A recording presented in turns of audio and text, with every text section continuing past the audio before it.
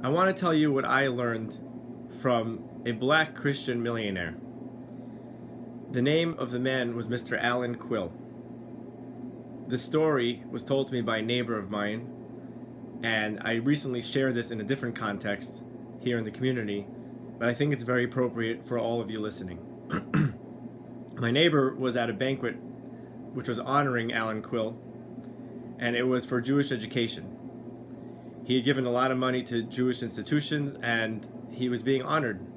And my neighbor was so curious, why? Why would a black Christian man give so much to Jewish education?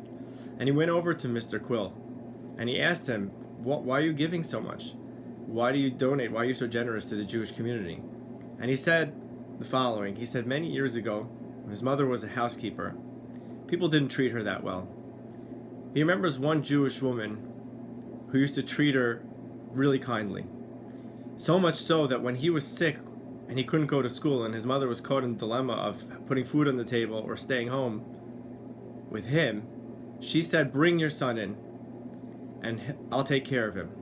So she brought me in to work that day, and I went to this woman's house, and she sat me down at the table in the kitchen. She made me a hot cup of cocoa, and she gave me a donut, and she patted me on the head. And Mr. Quille said, "I still taste that donut to this very day."